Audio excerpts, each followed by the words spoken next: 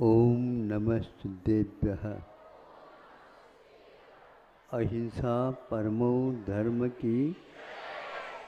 आचार्य गुरुवर श्री कुंद कुंद भगवान की। आचार्य गुरुवर श्री ज्ञान सागर मुनि महाराज की। जय बोलो परम पूज्य संत शोभने आचार्य भगवान विद्यासागर जी महामुनि राज्य की। समस्त आचार्य संघ की।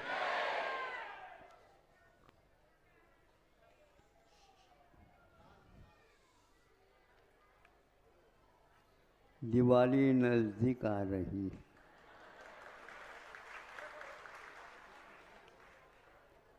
कोई पूछने वाला पूछ सकता है, महाराज दिवाली के पास पैर भी है तो नजदीक आ रही है, इसका अर्थ क्या? वो दिवाली आ रही है क्या दिवाली की ओर हम जा रहे हैं? बड़ा कठिन है। जड़ के बिना भावाभिव्यक्ति होती नहीं, लेकिन भावाभिव्यक्ति जड़ नहीं करता, किंतु भीतरी आत्म तत्व करता है।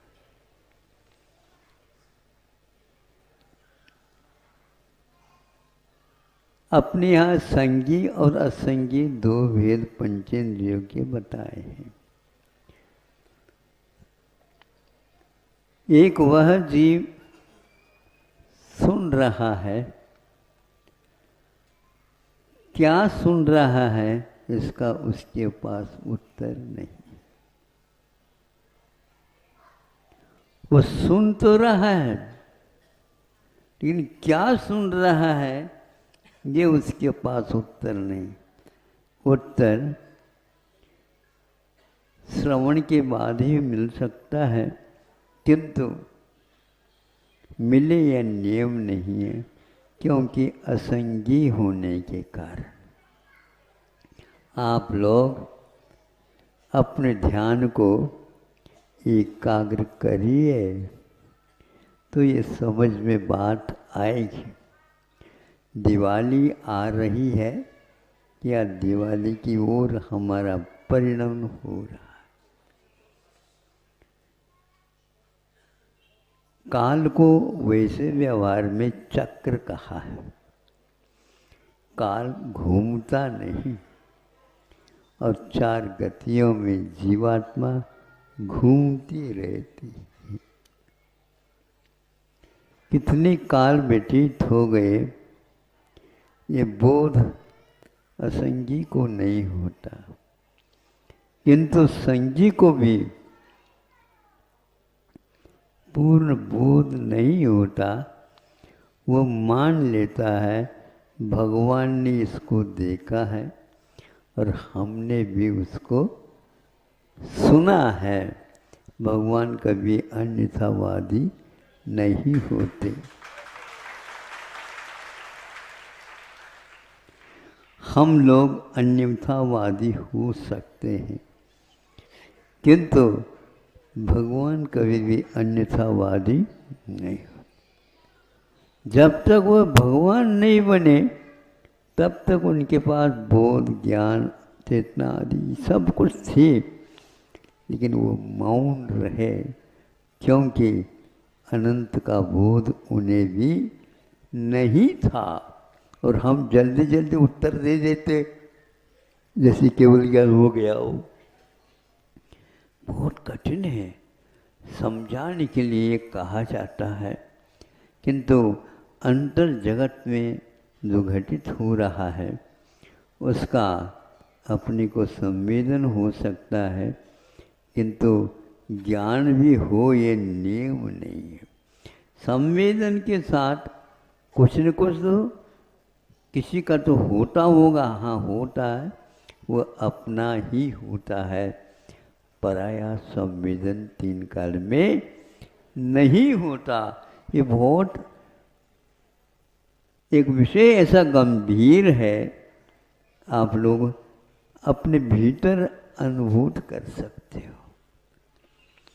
मैं उसका जानकार हो सकता हूँ और यहाँ तक कि कह सकता हूँ आगम के आधार पर भगवान भी जान सकते हैं, किंतु आप जो संवेदन कर रहे हैं उसका संवेदन उन्हें भी नहीं होता।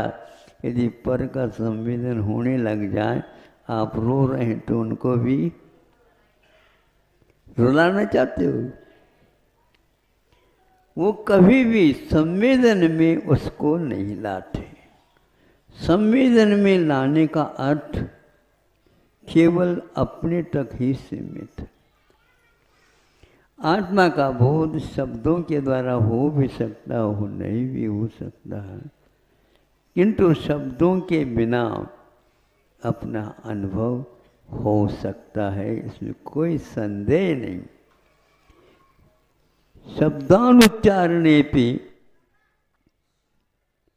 शब्द के उच्चारण किए बिना भी अर्थ से ज्ञानम वर्तते, अर्थ का ज्ञान हो सकता है, होता है। ये नियम नहीं है शब्द का बोध हो गए तो ज्ञान हो ही जाए। इसी प्रकार आत्मा के अनुमान के लिए उच्चारण करने की कोई आवश्यकता है, आचरण की आवश्यकता अवश्य है। हम उस आचरण की ओर कदम उठाए। ज्ञान बहुत बाहर रहता है, ये व्यवहार से कहा जाता है। निश्चय में केवल अपने को ही देखना होता है, संवेदन चूंकि अपना ही होता, पर का नहीं हो सकता। यदि पर का संवेदन हो जाए, केवली भगवान को अनंत दुख का भी अनुभव होना चाहिए, क्योंकि उसका संवेदन हमें भी कर सकते हैं। सहानुभूति तो होती महाराज हो, व्यवहार से होती, अनुभूति अपनी होती है, सहानुभूति पराई के साथ अभिव्यक्त की जाती है।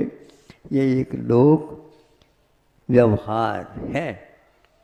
अब देखो, एक प्रश्न हम आपके सामने चित्र दे रहे हैं, बहुत दिन पहले की बात है, लेकिन उसका चित्रण तो किया जा सकता।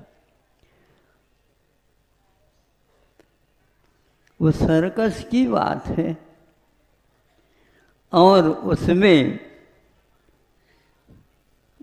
सामने कुछ ऐसे फलक लगे हुए थे और उसके सामने कपड़े का आवरण भी रखा गया था और उस पक्षी को कहा, क्या कहा तो आपको मालूम नहीं। यदि मान लो 5 का अंक बता दो कहाँ पर है, 10-20 उसमें वो अंक के प्लेट वह लगे हुए थे फलक, और जब ये कहा गया उसी वक्त उसके पलटा करके रख दिया गया ताकि कपड़े को जब उठाएं तभी वह भीतर का अंक देखने में आएगा। उसने सुना 11 का अंक निकालो, तो वह उसके लिए 2-3 परिक्रमा लगाना पड़ता है, लगाता है, फिर जा कर के अपने चोंच से उसको पकड़ कर रखता है। वो पीछे बाजू को अंक था, सामने सबके सामने आ जाता है, लोग तालियां बज जाती, क्योंकि इसको अंक ज्ञान कहाँ किसने दिया, हमें बताओ। कौन से विद्यालय में भर्ती कराया था उसको? नहीं, भर्ती करने से व्यवहार होता है, ज्ञान तो आत्मा का स्वभाव है। इस प्रकार 4-5 बार उसको दोहराया गया, वो ठीक ठीक ही निकालता रहा। उसके पास मन है, संख्या का बोध उसको हो रहा है, उसको ऐसा प्रशिक्षण दिया गया है 1 से लेकर के 100 तक का अंक है।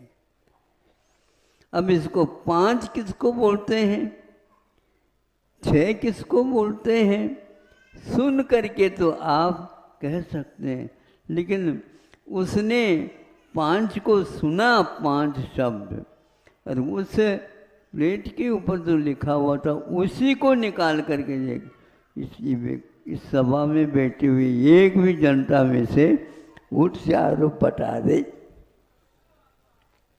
ये ज्ञान कहाँ से हासिल कर दिया उसने, ये क्षयोपशम माना जाता।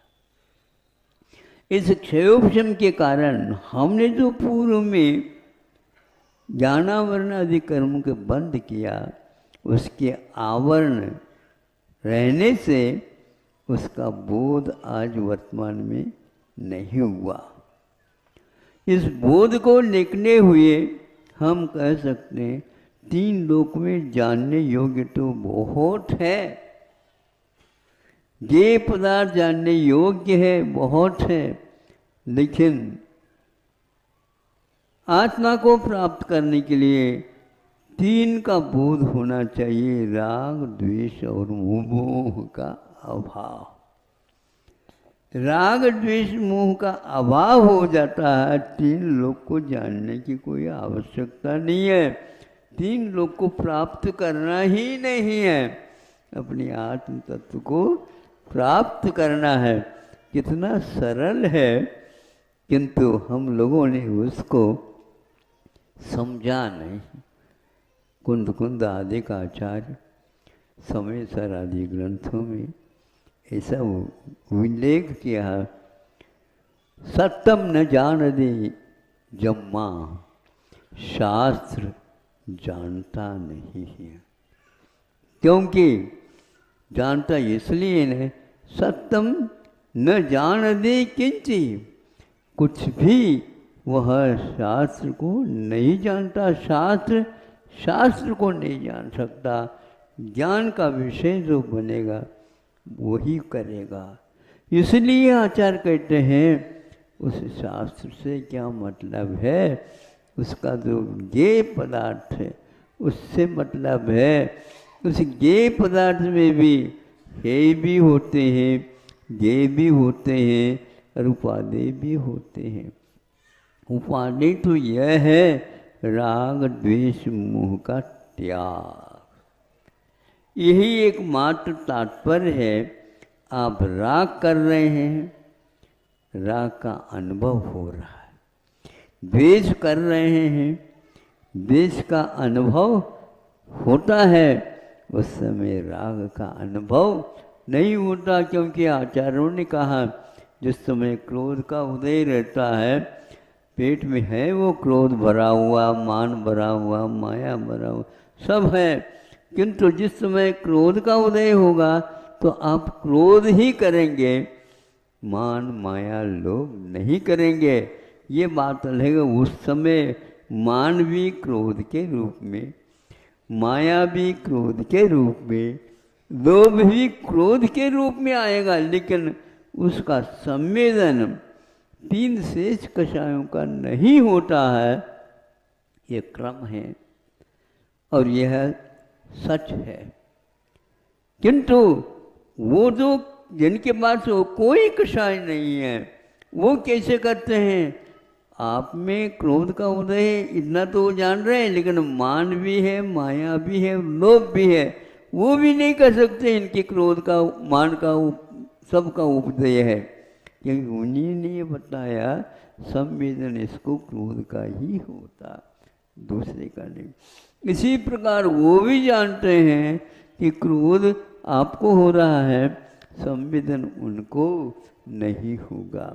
क्रोध आज आप कर रहे हैं, कल का क्रोध आपको अनुभव में नहीं आता, ये मुख्य विषय है। भूल जाओ। कैसे भूले महाराज? एक आध व्यक्ति को ऐसे देखते हैं अपने आप ही कषाय भभकने लग जाती है। अच्छा है, उस दीपक को बंद कर दो, भभकना भी वो ठीक हो जाएगा, आना भी ठीक हो जाए। गुरु लोगों ने हम लोगों को यही बताया, तुम भूल जाओ, भूल जाओ, भूल जाओ, भूल जाओ। उसमें दिमाग में लाओगे तो संवेदन तो नहीं होगा, लेकिन उस संवेदन को आप याद करते हैं तो याद के कारण नया बंध और करते हैं। पार्श्वनाथ भगवान ने यह भी देखा कि कमठ जो है समोसे में आकर के बैठ, कोई भी नहीं देख रहा कमठ की ओर, और न ही किसी को याद है कमठ ने उनके ऊपर उपसर्ग कर लिया, कोई भी नहीं। लेकिन कमठ को क्या लगा हमें बताओ, वो सब कहाँ चला गया? भूल जाओ, भूल जाओ। आप नहीं भी भूलना चाहते हैं तो भी वह आपका नहीं, उसका संवेदन आप करते नहीं। संवेदन के समय पर तो बंद हो, लेकिन उसको याद करते समय में भी वासना काल यदि चलता है उसका बंद होता है। कितनी हमारी बड़ी गलतियां हैं। जब वही व्यक्ति पार्श्वनाथ भगवान को उपसर्ग भी करें और वही व्यक्ति उनके चरणों में बैठ करके, शास्त्र में लिखा है, बताया, उसको भी सम्यक दर्शन हो गया। अब बताओ, जिसके साथ आपका कषाय है वह शुद्ध भी बन सकता आपसे पहले। हमें उसको पहले एक बार देखना। क्या देखना? ध्यान में देख लो, वह अब आपको प्राप्त नहीं होगा, और इसका ध्यान करेगा तो तुम्हें केवल ज्ञान होगा, नहीं है तो नहीं होगा, क्योंकि पर्याय मूढ़ता आपके पास अभी कूट कूट करके भरी हुई है। क्या तत्व कितना सूक्ष्म है और कितना सरल भी है, हम ज़्यादा नहीं कहना चाहते हैं, फिर भी इतने संकेत से यदि आपको कुछ मिला है तो ले लो, और नहीं महाराज हमें तो वही मिलना चाहिए, तो वही हम जब क्रम में आएगा तो वो भी दे देंगे। लेकिन अभी तो राग द्वेष मोह तीन लोग को जाना नहीं अपने को, किंतु जो एकम जान दे सो सर्वम जान। तो एक को जानता है, एक का अंक से मतलब नहीं, आत्मा हमेशा एक ही रहती है, अनेक नहीं। महाराज हम भी तो बैठे हैं तो आपकी भी आत्मा एक ही, भले दूसरे को आपने बिठवा दिया, भले गोदी में रख लो, कुछ भी कर लो, तो गोदी में रख लिया, पास में बिठा दिया, और किसी ने दिमाग में बिठा दिया, और किसी ने बुराई के रूप में रख दिया। ये सब ज्ञान की परिणति है। पूछना चाहता हूँ, दर्शन की परिणति में ये कुछ भी घटित अभी भी नहीं हो रहा है। क्यों नहीं होता? उसका एक ही मात्र कहना है, उस दर्शन में कोई आकार प्रकार विकार आदि कुछ भी नहीं होता। ऐसा भी हमारे पास दर्पण है, लेकिन आपको वो अच्छा नहीं लगता। पॉजिटिव चाहिए। अरे पॉजिटिव के साथ तो बंद हो रहा है, उस निराकारता के साथ तो हमें विकार भी नहीं आ रहा है। समझो इस रहस्य को।